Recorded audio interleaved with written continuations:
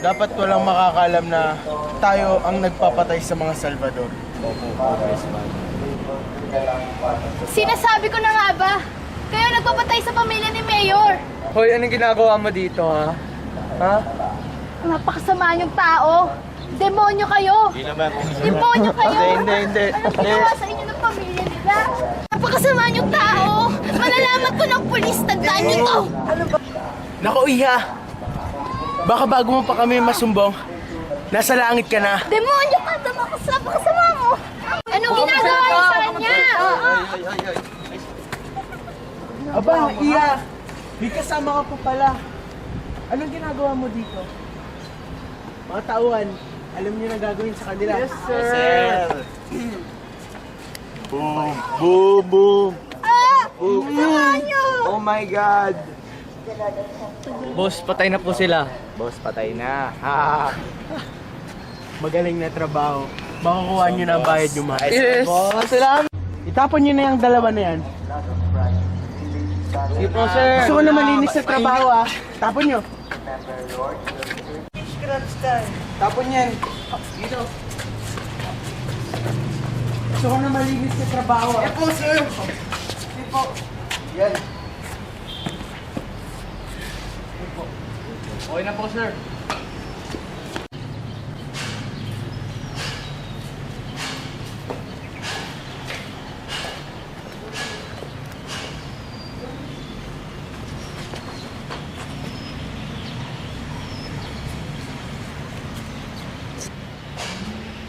Wait po.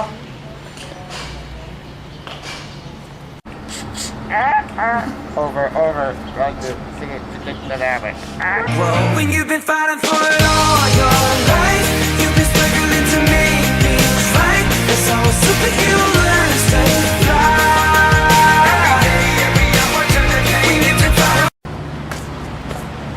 Clear.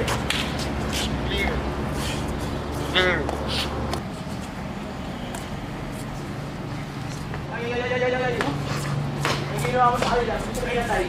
Sumama ka! Sa presinto! Sa presinto! Hindi! Nakita mo na po! Hindi! Wala nga akong kasalanan! Meron! Ulit? Wala nga po! Napakakulit! Pumunta ka doon! Sa kang anak! Sa kanan! Iyo, umamin ka na. Wala nga po akong kasalanan. Umamin ka na, ha? Hindi nga po ako pumatay sa kanila. Napadaan lang po ako, hindi ko po sila kilala. Eh, sino naman yung mga yun? May kasama silang isang lalaki. Kasi si Kong... Ayun, si Congressman Cordero. Ay! Sigurado ka ba, Iho? Kilala mo ba yung mga yun? Oo nga po, nakita ko siya. Siya yung nag-uutos dun sa dalawang lalaki. Tapon dun sa babae. Iho, imposible ang sinasabi mo na si Congressman Cordero. Eh siya nga po nakita ko nga Wala akong kasalanan. Wala ka! Testigo, kaya ikukulong ka namin ngayon. Pasensya na, Iho, pero kailangan talaga. It's our job, it's our job. Isa, trabaho lang. Oh, trabaho lang. Trabaho lang. Congressman! Chief! Pumula ka. May kontra po dito na sinasabing kayo daw ang nagpapatay at nagpatapon dun sa mga babae dun sa parke. Ano? Chief, alam mo hindi ko magagawa yun. Malinis ang pangalan ko. Alam ko yung Congressman. Pero malakas daw ang kanyang ebidensya. Chief, Ano to, Congressman? 5 milyon kapalit ng kataymingan. Hindi mo po ito matatanggap. Chief, alam ko malaki ang pangangailangan mo sa pera. Hospital ang anak mo. Isipin mo na lang yan na simpleng tulong ko sa'yo. Manahimik ka lang, Chief. Sige po, masusunod. Iyo, magsabi ka na ng totoo para hindi lumala ang kasang nito. Eh wala nga po akong kasalanan.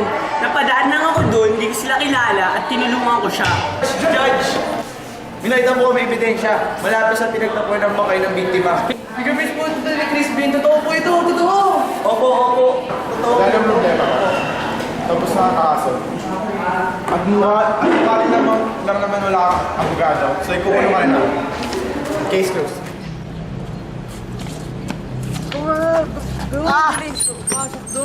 Magtino ka dyan, ah.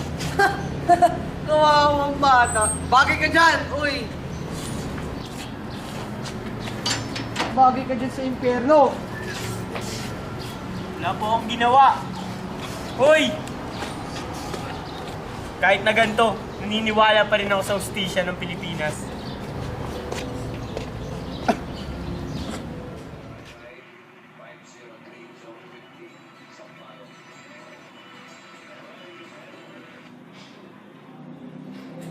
Tama. Natatandaan ko ng lahat. Si Congressman De Cordera ang dahilan ng mga ito. Kailangan nilang malaman ng katotohanan. Sir! Sir, kayo po ba'y nakakita sa akin ng polis? Oo, bakit? Sir, may sasabihin po sana ako sa inyo. Ano ba yun? Sir, handa po akong tumistigo para mapawalang sala si Mr. Crispin Briones. Sigurado ka dyan? Si Kong, siya po ang may gawa ng lahat ng krimen na ito. Talaga? Opo, siya po nagpapatay sa amin ni Janine. Yung kaibigan ko po namatay. Sila rin po may kagagawa ng pagpatay kanila, Mr. Salvador. Kailangan ng investigation dyan. Alam ko, hindi ka pa siguro sa yung mga sinasabi, kaya sa susunod, bumalik ka na lang. Pero sir, Malis ka na! hindi tama ito.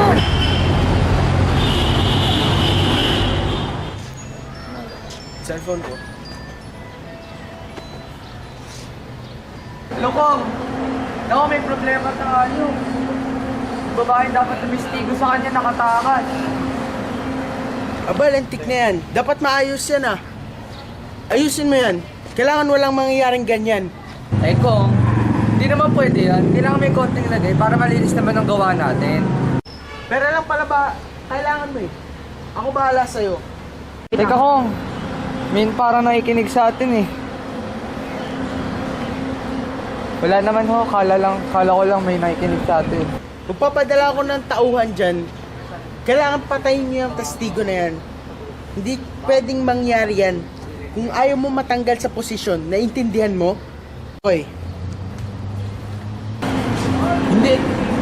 Dapat manaig ang katotohanan.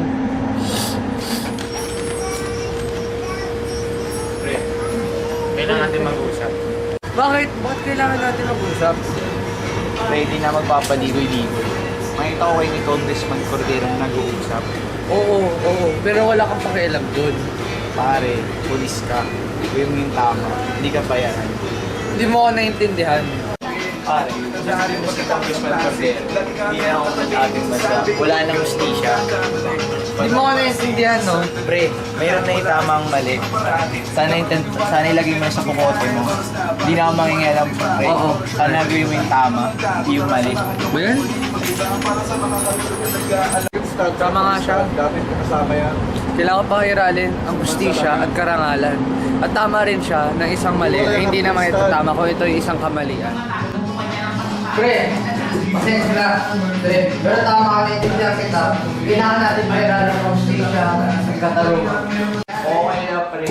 Salamat na intindihan mo yung sinabi. Pre, doon ko naiintindihan na wala talagang ginawang kasalanan si Crispin nung ginuli natin siya. Kaya kailangan natin siya sunduin sa kulungan. Okay. Gawa tayo ng paraan. Yan.